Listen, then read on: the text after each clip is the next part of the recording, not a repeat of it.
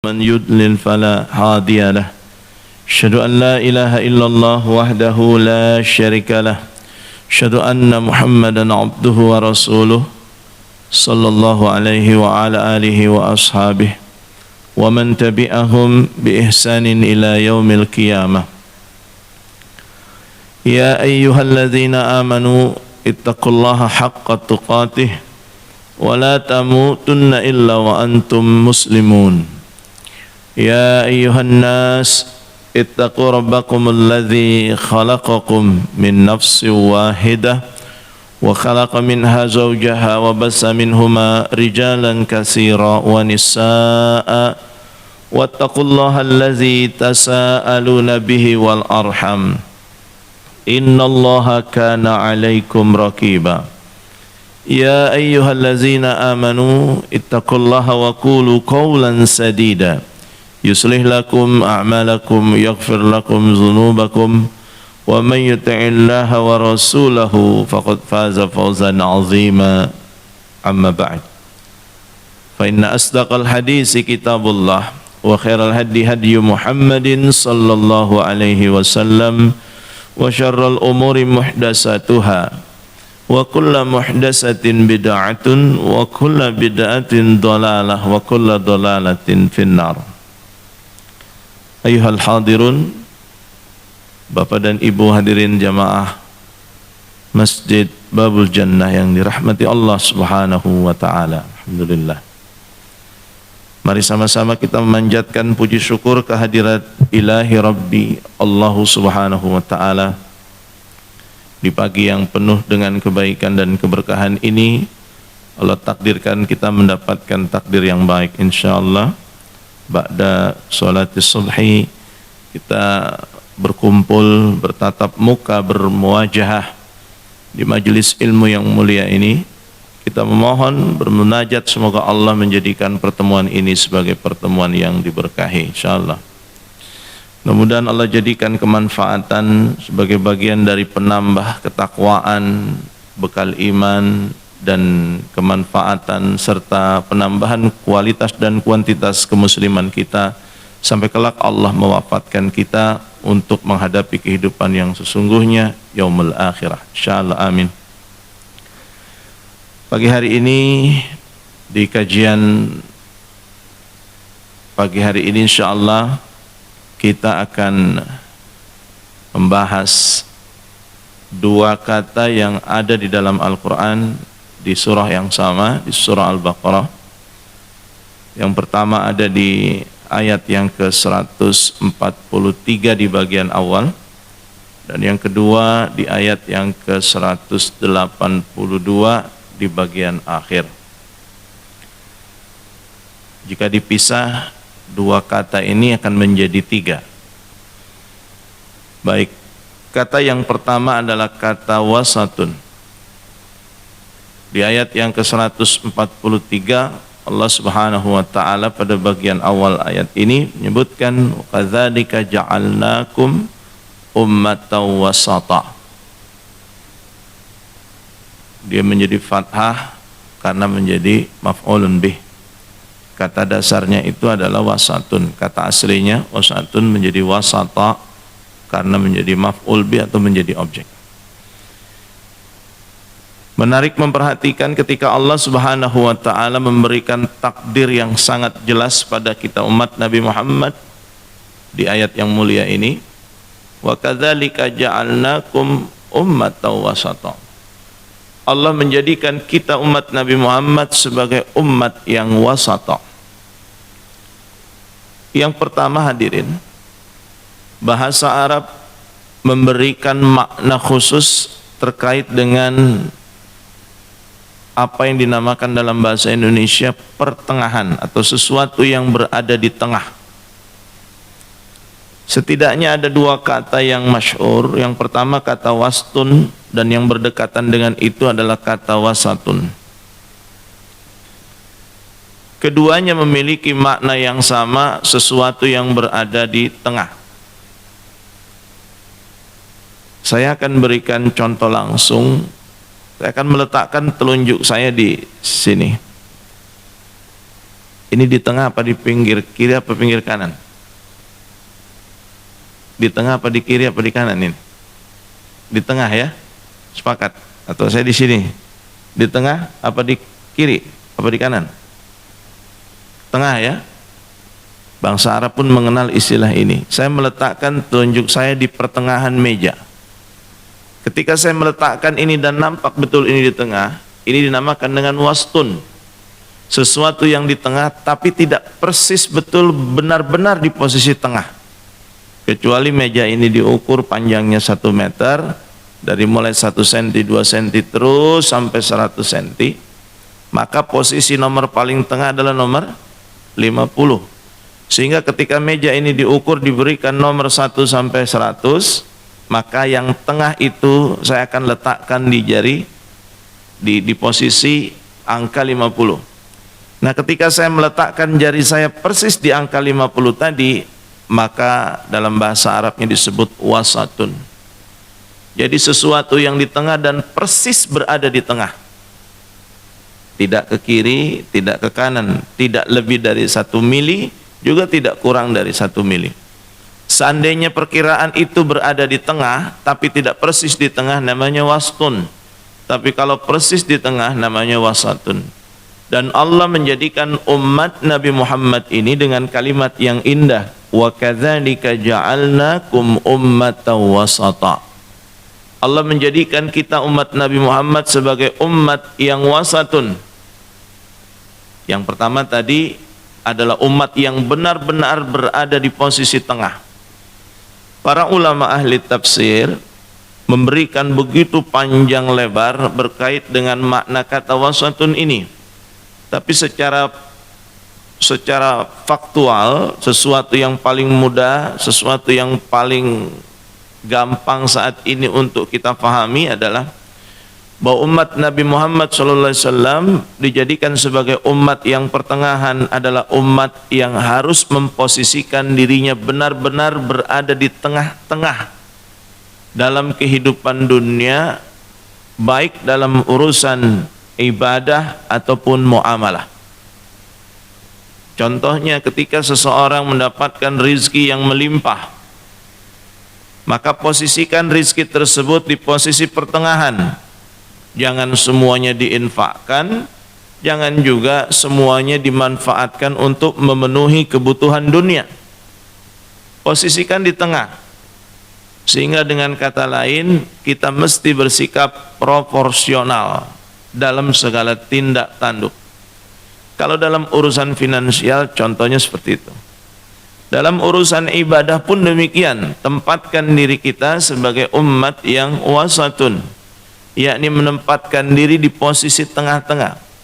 Tapi tempatkan diri kita secara proporsional, bukan membagi kehidupan dunia dan kehidupan akhirat 50%, 50% atau 50-50, tidak. Tapi jadikan diri kita di posisi tengah-tengah, persis di tengah, tapi dengan proporsional.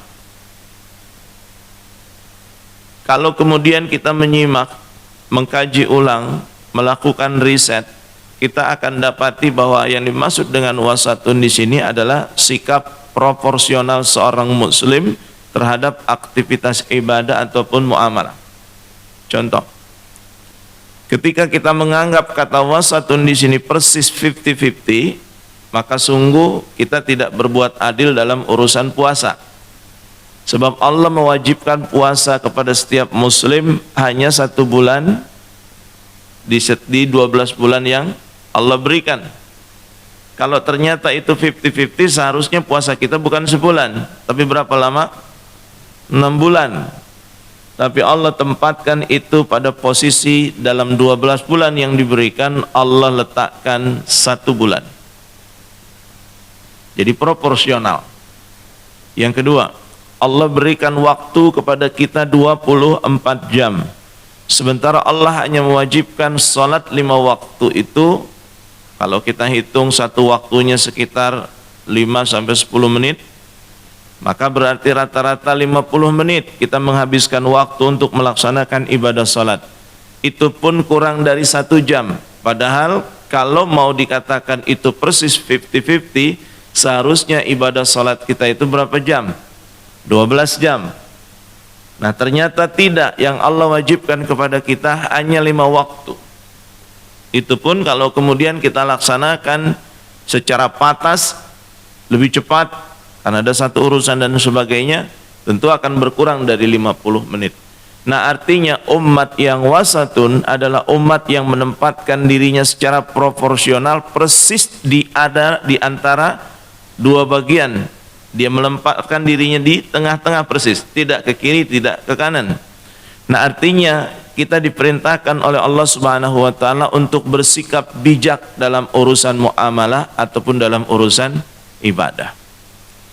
Sederhananya, kalau mau mudah, apa saja yang Allah Subhanahu wa taala wajibkan dan apa saja yang Rasulullah sallallahu alaihi wasallam wajibkan atas kita umat Nabi Muhammad sallallahu alaihi wasallam, maka laksanakan tanpa banyak bertanya. Haji wajib, laksanakan haji. Terus bagaimana? Karena waktunya terbatas, artinya cuma sementara waktu ini pelaksanaan ibadah haji tertunda begitu lama. Kalaupun kita daftar hari ini belum tentu bisa berangkat hari ini. Mendaftar tahun ini belum tentu berangkat tahun ini, bahkan mungkin belum tentu berangkat 5 tahun ke depan. Maka yang paling penting adalah nilai ikhtiar seseorang untuk melaksanakan kewajiban, titik. Oh haji wajib, maka saya akan laksanakan haji bagaimanapun caranya. Prosedur apa yang mesti saya lewati, maka lakukan. Pertama daftar dulu, yang kedua menunggu kuota, sudah laksanakan. Perkara berangkat kapan itu takdir Allah yang nantinya akan datang dan sampai kepada kita. Yang kedua pelaksanaan sholat 5 waktu wajib, maka laksanakan bagaimanapun situasi dan kondisinya. Seberat apapun kondisinya maka amalkan itu. Perjuangkan itu, kalau boleh kita mengutip kata yang cukup ekstrim, paksakan itu. Wah ini sedang lelah, sedang capek, di waktu yang injury time, paksakan itu. Sebagai bagian kita ditakdirkan oleh Allah sebagai umat yang wasata tadi, umat wasata. Dan dalam kondisi pelaksanaan ibadah saum Ramadan, di mana dihukumi wajib, maka paksakan diri sampai sebatas kemampuan kita mampu menahan itu. Tapi Ustadz, kami pekerja keras, di bulan Ramadan kami tetap bekerja dan tidak ada pengurangan waktu di antara jam kerja yang disepakati. Maka apa yang mesti dilakukan? Berpuasalah sampai kemudian kita mengalami satu proses yang tidak sanggup lagi di titik nadir itu. Pada satu titik kita tidak lagi sanggup untuk menahan rasa haus, tidak sanggup lagi menahan rasa lapar karena kondisi pekerjaan yang berat misalnya, maka kemudian batalkan dan wajib mengganti pada hari yang lain. Tapi sebelum kita melakukan usaha yang maksimal dalam urusan ibadah, maka kita belum menempatkan diri kita sebagaimana takdir yang Allah tetapkan sebagai ummatan wasata. Yang kedua, hadirin yang dirahmati Allah Subhanahu wa taala. Allah Subhanahu wa taala ketika menempatkan kalimat, dalam hal ini kalimat dalam bahasa Arab maknanya itu kata, akan selalu mendapatkan kesesuaian makna maupun di luar makna. Satu contoh, kata wasatun yang Allah sebutkan dalam surah Al-Baqarah itu persis berada di tengah-tengah ayat. Surah Al-Baqarah terdiri dari 286 ayat. Ayat yang tengah itu ayat berapa? 143. Dan Allah menempatkan kata wasatun ini persis di ayat 143. Apakah hal ini kebetulan? Tidak. Kita bisa menyimak kata yaum yang berarti hari, itu terdapat di dalam Al-Quran sebanyak 7 kali. Sama persis dengan jumlah hari yang saat ini kita pahami. Dari mulai Ahad sampai Sabtu itu ada 7. Dan Allah menyebutkan kata al-yaum juga ada 7. 7 kata al-yaum. Masih banyak lagi penyesuaian yang kemudian kalau kita buktikan secara ilmiah akan kita temukan fakta bahwa tidak ada satupun ayat di dalam Al-Quran yang kontradiktif dalam urusan dunia ini. Kita selalu mampu mendapatkan bukti nyata berkait dengan hal ikhwal yang Allah firmankan dalam ayat-ayat Al-Quran yang mulia. Jadi tidak ada satupun ayat yang kontradiktif. Semua selalu sesuai dengan kondisi dan situasi zaman. Padahal kita tahu Al-Quran turun 1400 tahun yang lalu, lebih dari itu. Tapi kemudian sampai detik ini informasi yang disampaikan lewat ayat-ayat yang mulia tadi tetap relevan. Bahkan semakin hari semakin menunjukkan fakta Al-Quran berada di posisi paling tinggi di antara kitab-kitab yang ada saat ini di seluruh agama di seluruh dunia, yang paling mampu membuktikan kebenaran apa yang terdapat di dalamnya. Jadi menarik. Jadi tidak mungkin kemudian hal ini bisa diketahui kecuali datang dari yang maha mengetahui. Lalu kedua, hadirin yang dirahmati Allah subhanahu wa ta'ala, antara sikap kita menempatkan diri sebagai umat yang wasatun tadi, maka Allah berikan petunjuk bagaimana seharusnya kita bersikap, bagaimana seharusnya seorang muslim menempatkan dirinya dalam kehidupan dunia untuk kelak dalam kehidupan akhirat ia menemukan kebaikan, keberkahan dan kemuliaan di sisi Allah. Karena ini penting. Jangan sampai kemudian cita-cita kita mendapatkan kemuliaan hanya sebatas dalam urusan dunia, tapi di akhirat kita mendapatkan kecelakaan, kita mendapatkan keburukan. Nauzubillah. Karena di antara tujuan dari hakikat kehidupan dunia ini adalah untuk mendapatkan kebaikan dan kemuliaan kehidupan akhirat. Sebab itulah kehidupan yang sesungguhnya. Sementara dalam kehidupan dunia ini hanyalah satu kehidupan yang bersifat sementara. Tidak akan selama-lamanya kita menjalani kehidupan dunia. Kita mesti memikirkan segala sesuatu untuk kebutuhan kehidupan akhirat. Sehingga saat ini kita mesti menilai diri kita dengan cara yang tepat. Saya berikan contoh. Seandainya saya adalah seorang ayah yang memiliki 3 orang anak. Anak yang pertama sudah menikah. Anak yang kedua sudah lulus kuliah, lalu kemudian bekerja sambil mengambil S2 misalnya. Contoh ya. Anak yang ketiga pun sudah lulus S1 dan bersiap-siap untuk kuliah. Sudah bersiap-siap untuk mendapatkan dunia pekerjaan dan sudah ada perjanjian untuk bisa bekerja. Istri cuma 1. Anak-anaknya 3. Contoh ya. Jadi istri 1, anak 3. Yang pertama sudah nikah, alhamdulillah. Misalnya ini contoh.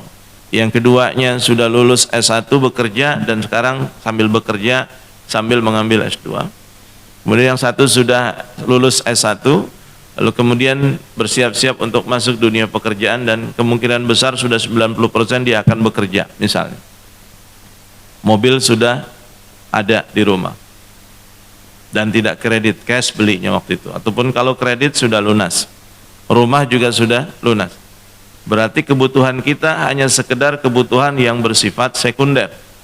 Bayar listrik, bayar air, makan, sudah. Nah, anak-anak kita sudah mandiri semua. Tidak lagi bergantung kepada orang tuanya. Cuma bayar listrik, bayar air, sama kebutuhan hidup. Terus, apa yang mesti kita lakukan? Apakah kita tidak lagi boleh mengambil bagian dari dunia ini? Jangan, tetap ambil bagian. Jadilah umat yang wasatun. Tetap ambil bagian untuk mendapatkan dunia, tapi jangan melupakan akhirat. Ini yang paling penting. Cuma kita berpindah orientasi saja. Fokus kita harus di 100% ke akhirat dengan kendaraan dunia. Saya ulang. Fokus kita adalah fokus untuk mengejar akhirat dengan kendaraan dunia. Kita adalah seorang pebisnis, jangan lantas kemudian kita menghabiskan seluruh harta kita, lalu kemudian kita stop, kebutuhan saya cuma listrik, air dan makan sehari-hari, saya tidak lagi mau mengambil bagian dari urusan dunia ini. Saya katakan jangan, jadilah umat yang wasatun. Ambil. Kalau memang kita adalah seorang pengusaha, makin majukan usaha kita. Cuma orientasi kita bukan lagi orientasi dunia, tapi orientasi akhirat. Majukan usaha kita, kalau perlu buka cabang, pekerjakan orang-orang soleh di dalamnya, pekerjakan orang-orang Islam di dalamnya. Kalaupun kita memerlukan orang non-muslim sebagai bagian dari sistem pekerjaan kita, karena ada pekerjaan yang tidak bisa ditinggal waktu sholat Jumat, maka pekerjakan non-muslim untuk mereka standby di waktu sholat Jumat, sehingga seluruh karyawan yang laki-laki melaksanakan sholat Jumat, yang tersisa di sana yang menjaga perusahaan adalah non-muslim.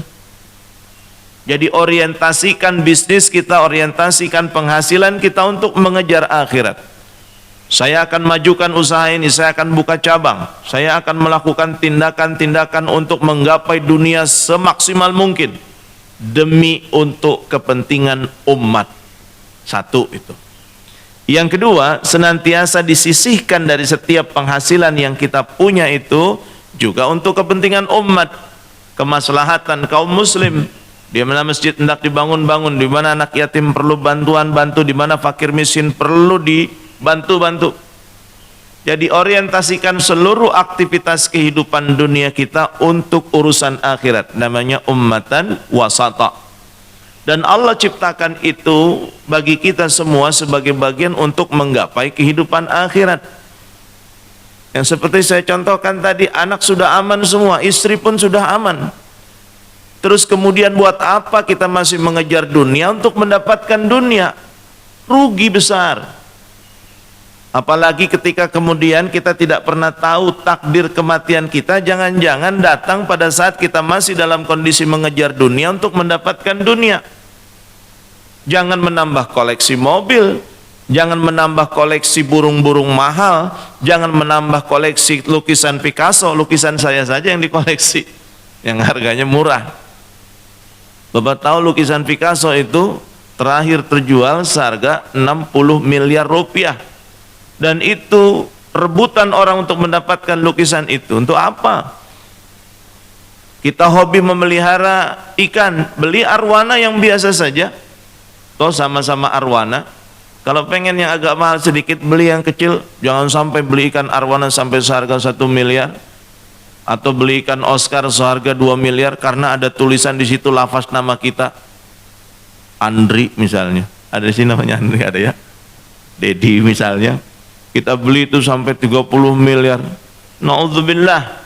Jadi mendapatkan dunia, mengejar dunia bukan untuk mendapatkan dunia, tapi mengejar dunia untuk mendapatkan akhirat. Itu yang mesti kita lakukan.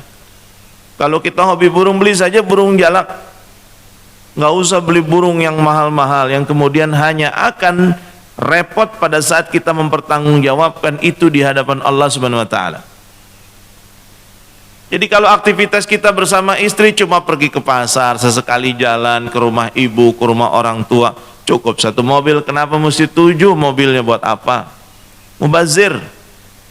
Ada seorang selebgram, ada seorang selebritis yang punya koleksi sepeda Brompton sampai sekian puluh, sampai 40 sepeda. Yang baru dia buka dari kerdusnya itu cuma 4 sepeda. Selebihnya masih dalam dus. Karena hobinya mengoleksi itu. Bayangkan jika itu disedekahkan untuk Masjid Babul Jannah. Masya Allah. Kata Pak Haji bisa 7 lantai kita bangun nanti. Nah, perhatikan baik-baik bagaimana Allah menjadikan itu. Nah, untuk itulah Allah Subhanahu wa taala perintahkan bagi kita nih untuk melakukan sesuatu apa yang kita punya. Untuk memberikan sesuatu apa yang kita miliki. Untuk memberikan sesuatu dari apa yang saat ini terpendam, tersimpan. Tapi kemudian tidak membawa hasil manfaat dalam kehidupan akhirat. Ilmu yang saat ini kita punya, amalkan, sedekahkan untuk orang lain. Harta yang berlebih, sedekahkan untuk orang lain. Sebab Allah katakan itu dalam surah Al-Baqarah di ayat yang ke-282 pada bagian akhir. Allah Subhanahu wa taala berfirman, "Wattaqullah wa yu'allimukumullah." Itu rahasianya di situ. Allah perintahkan bagi kita, bertakwalah kalian kepada Allah. Wa yu'allimukumullah, maka Allah akan mengajarkan kepada kalian. Wa yu'allimukumullah ini bersifat universal. Saat kita punya usaha lalu kemudian kita orientasikan itu dengan nilai-nilai takwa, salah satu di antara nilai takwa seseorang memanfaatkan hartanya adalah dia tahu persis bagaimana menginvestasikan hartanya untuk kehidupan akhirat. Nilai takwa itu namanya. Wa yu'allimukumullah, maka Allah akan ajarkan kepada kita bisnis yang selama ini kita tidak tahu. Itu rahasianya. Ketika apa yang saat ini sudah kita miliki berupa ilmu, lalu kemudian kita amalkan ilmu tersebut, kita dakwahkan ilmu tersebut, kita sedekahkan ilmu tersebut dengan nilai-nilai takwa di dalamnya. Wa yu'allimukumullah, maka Allah akan ajarkan kepada kalian ilmu yang kalian belum ketahui. Ini rumus dalam menjalani kehidupan dunia ini, untuk mendapatkan dua keuntungan sekaligus. Jangan sampai kemudian kita hanya mendapatkan keuntungan dunia tapi kemudian akhirat buntung. Rugi lagi kalau kemudian dunia tidak beruntung, akhirat merugi. Sudah dalam kehidupan dunia tidak beruntung, dalam kehidupan akhirat merugi. Apakah hal ini terbatas kepada orang-orang yang mendapatkan nikmat? Tidak. Wa yu'allimukumullah itu bersifat universal, siapapun kita. Sekecil apapun takdir yang Allah tetapkan atas kita, selama kita melandaskan semua takdir itu untuk kita sikapi dengan dasar nilai-nilai takwa, maka insya Allah wa yu'allimukumullah pun berlaku untuk kita. Apapun itu bentuknya.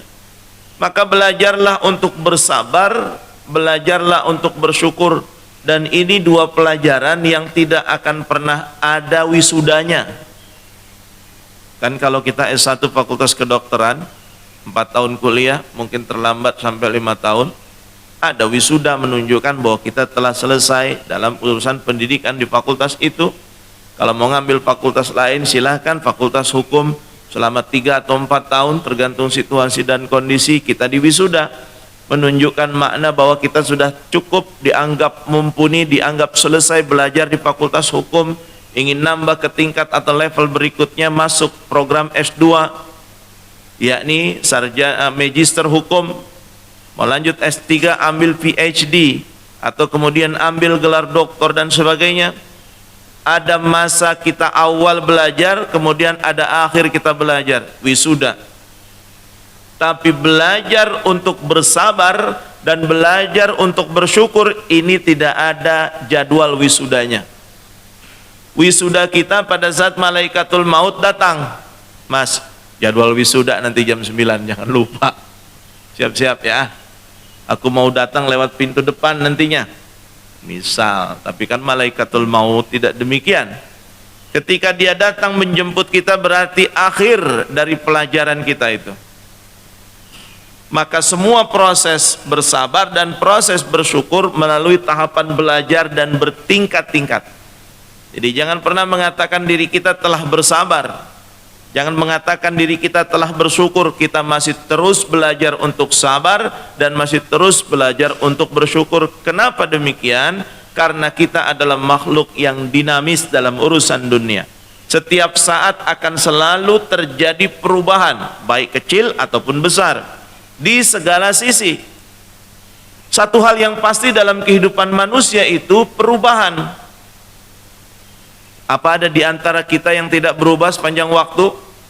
Berubah. Rambut kita dulu hitam, sekarang menjadi putih. Tubuh kita dulu tegap, mampu berjalan kaki sekian kilometer tanpa ada keluh kesah. Sekarang naik tangga sedikit saja, aduh, udah mulai adu-aduan. Tanda bahwa kita mengalami masalah dengan fisik kita itu pada saat kita terbiasa bekerja, naik turun lift. Dimanapun kita itu, tiba-tiba lift mati, eskalator mati, tanda bahwa kita bermasalah dalam urusan fisik itu. Orang yang tidak bermasalah dengan fisiknya, kesempatan nih, jadi saya bisa berolahraga. Selama ini naik lift, turun lift, naik eskalator, turun eskalator. Tanda bahwa kita mengambil momen itu untuk mendapatkan kebaikan. Artinya adalah bahwa setiap kita mengalami perubahan, dan itu perubahan yang sangat nyata. Nanti sampai di rumah kita saling diskusi bersama istri, saling bercermin satu sama lain. Lihat di mana letak perubahan, dan itu yang bersifat pasti. Masalahnya bukan perubahan yang saat ini kita alami, tapi sikap kita menghadapi setiap perubahan. Bagaimana? Wattaqullah wa yu'allimukumullah.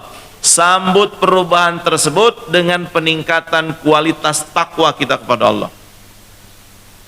Bagaimana kemudian kita menyikapi nilai-nilai takwa? Ada banyak keterangan dari ayat Al-Quran maupun sunnah Nabi SAW.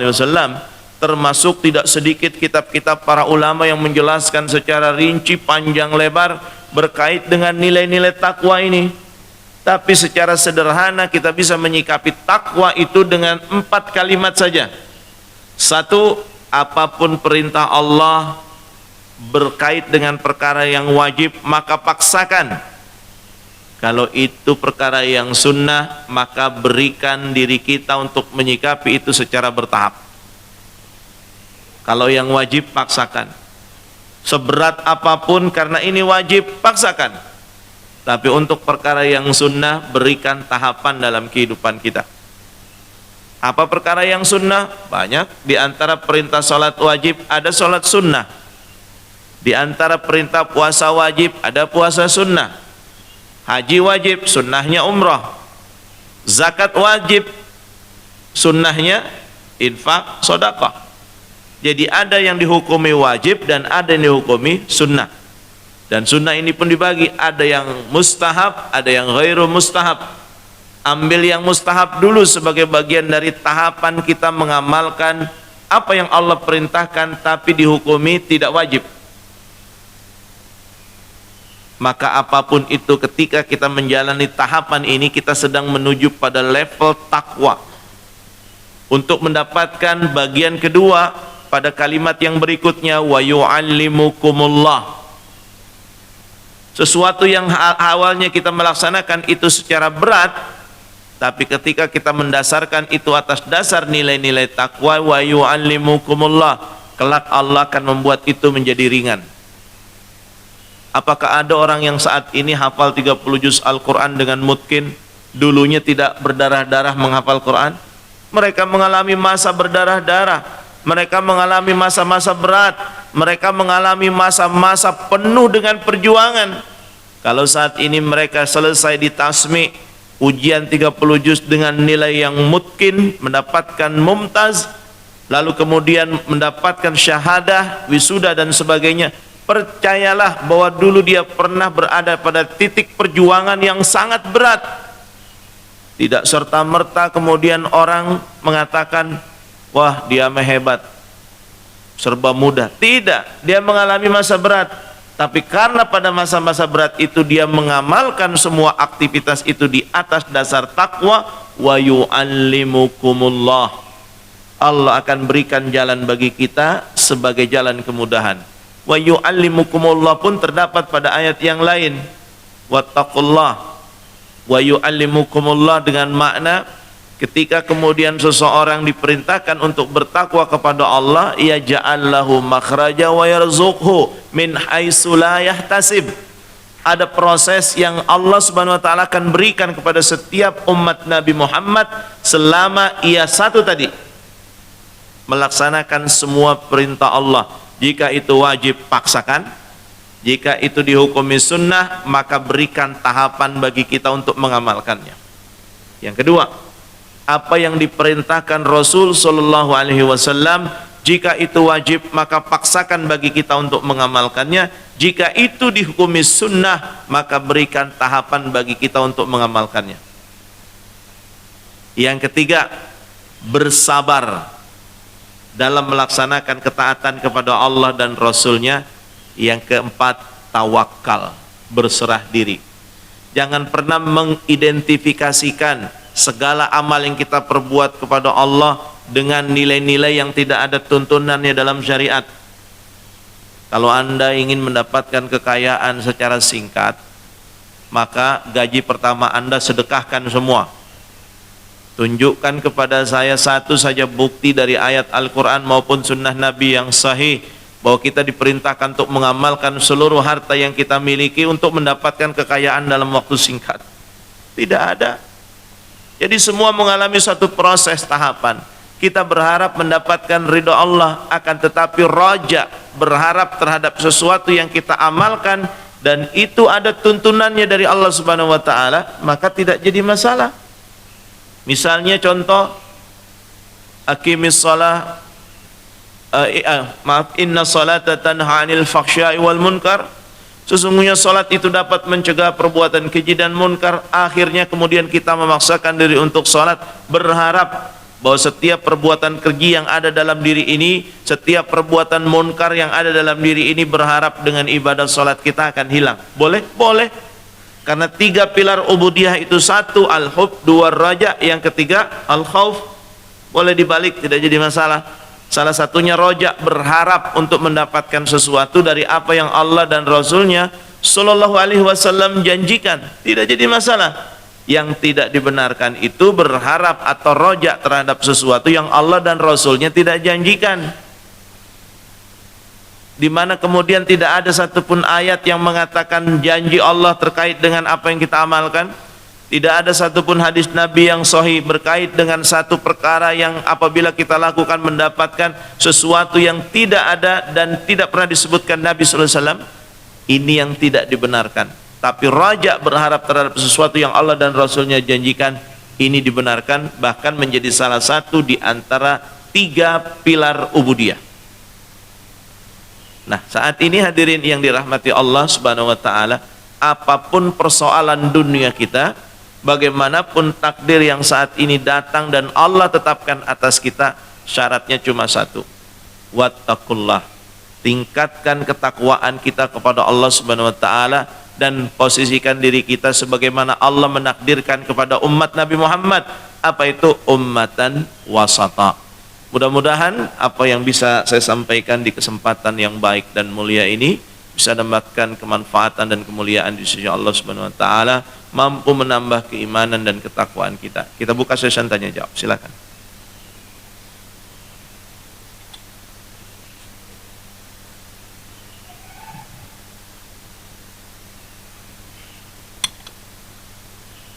Siapa yang ingin bertanya? Silakan. Ya, silakan Pak.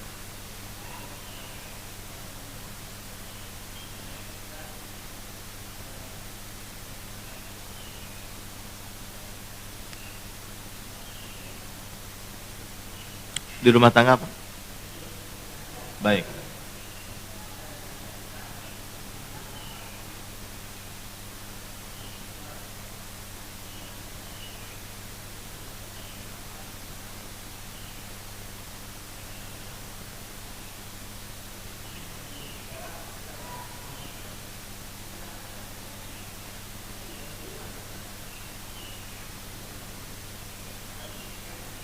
Masya Allah.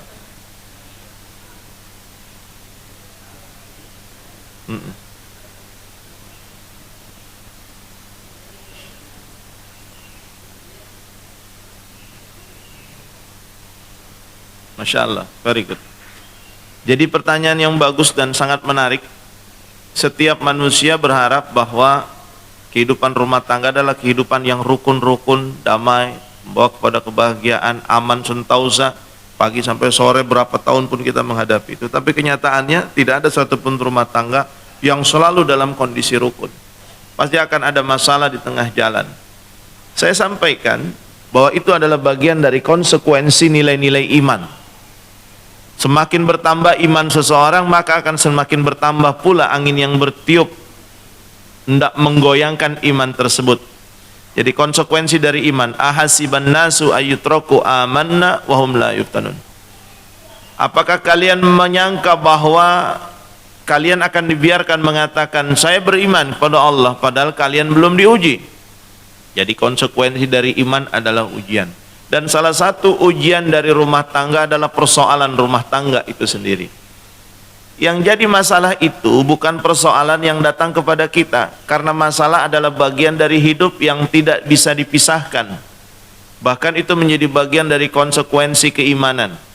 Yang mesti kita lakukan dan menjadi masalah besar adalah bagaimana kita menyikapi masalah. Itu yang paling penting. Jadi bukan pada masalah yang datang kepada kita, karena setiap orang punya masalah yang sama. Siapapun itu, selama mereka ditakdirkan Allah menjadi manusia, maka akan selalu berhadapan dengan masalah. Rumah tangga ada masa bahagia, ada masa masalah. Ada masa kemudian kita merasa rukun, ada masa di mana kita disinggung oleh sesuatu yang menyebabkan kerukunan itu seolah-olah terpecah, terputus dan sebagainya. Bertetangga juga demikian.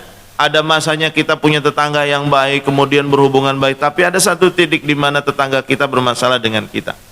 Jadi masalah akan senantiasa ada dimanapun kita berada, selama kita tetap dalam takdir Allah berupa manusia. Nah, yang jadi masalah buat kita itu adalah bagaimana kita menyikapi masalah. Nah, ini yang menjadi PR buat kita untuk kita amalkan. Satu, ada satu ayat di dalam Al-Quran, Allah Subhanahu Wa Taala berfirman, "Qul hatu burhanakum in kuntum sadikin." Ayat ini mengatakan, katakanlah, hatu burhanakum in kuntum sadikin, tunjukkan bukti jika engkau adalah orang yang benar. Awal ayat ini diturunkan, atau asbabun nuzul, sebab-sebab ayat ini diturunkan oleh Allah Subhanahu Wa Taala kepada Nabi Sallallahu Alaihi Wasallam adalah ketika dua utusan Yahudi dan Nasrani datang kepada beliau Sallallahu Alaihi Wasallam. Dua orang ini mengatakan bahwa agama kamilah yang benar. Yahudi mengatakan dia yang paling benar, Nasrani mengatakan dia yang paling benar. Siapapun manusia yang tidak mau mengikuti apa yang diajarkan oleh agama Nasrani dan apa yang diajarkan oleh agama Yahudi, maka dia akan masuk neraka, tidak akan selamat. Maka dia mengajak Nabi Muhammad SAW untuk masuk ke dalam agama mereka, meninggalkan Islam. Sebab mereka memberikan pendapat bahwa agama mereka lah yang paling benar. Nabi tidak menjawab seruan mereka, sebab beliau tidak akan menyampaikan sesuatu illa wahyu yuha, kecuali memang Allah memberikan wahyu. Maka turunlah ayat ini. Nabi perintahkan, kul, katakanlah, hatu burhanakum in kuntum sadikin, tunjukkan bukti kalau ucapanmu itu adalah benar. Jadi pada saat ini, saat kerukunan dalam rumah tangga, kita fokus di situ, terjadi masalah, jangan cari siapa yang salah. Tunjukkan apakah kita benar, tunjukkan apakah pasangan kita benar. Hatu burhanakum in kuntum sadikin.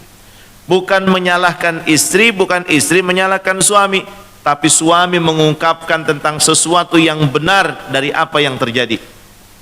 Tunjukkan bukti kebenaran.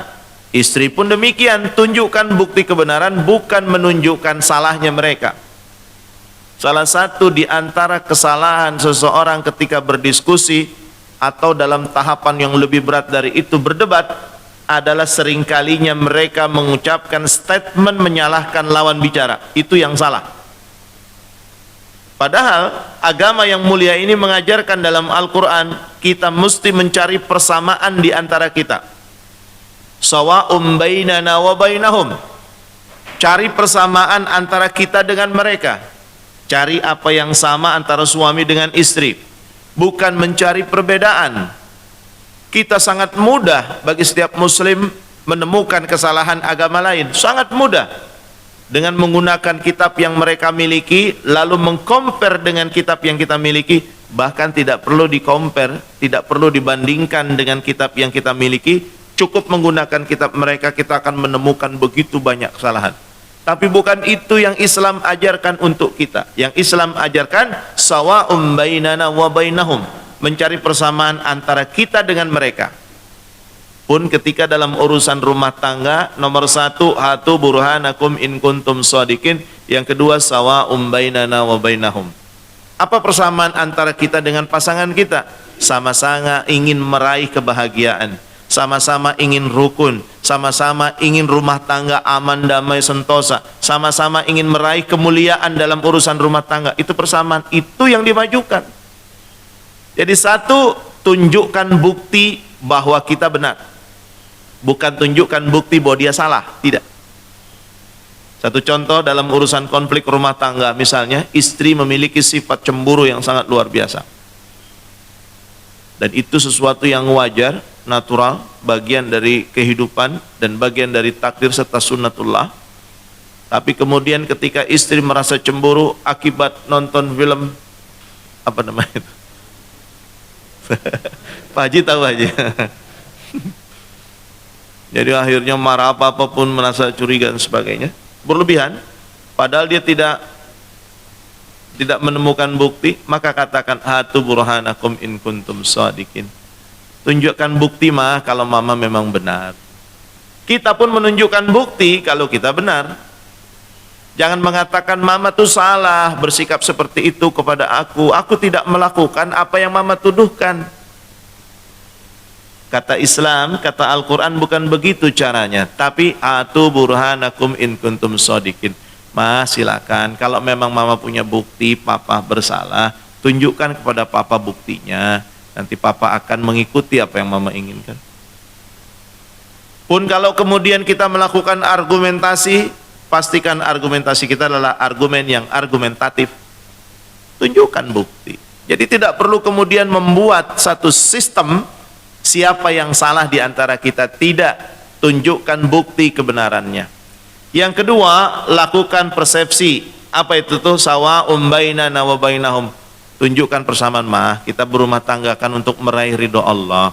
Kalau memang mama merasa ada hal yang buruk yang terjadi sama papa, mama tunjukkan saja di ayat berapa kesalahan papa itu dilakukan, di hadis nomor berapa. Kalau mama tidak sanggup menghafal itu, tinggal searching Google.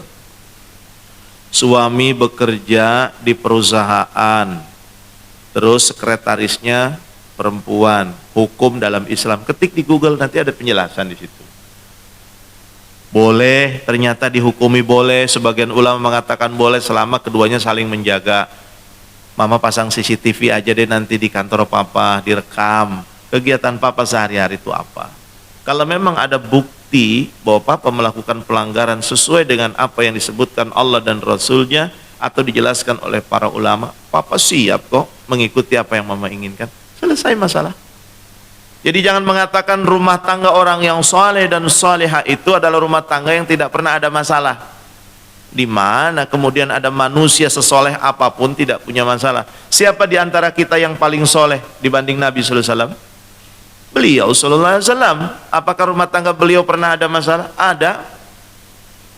Betapa cemburunya Aisyah radhiyallahu anha kepada istri Nabi yang lain, Zainab.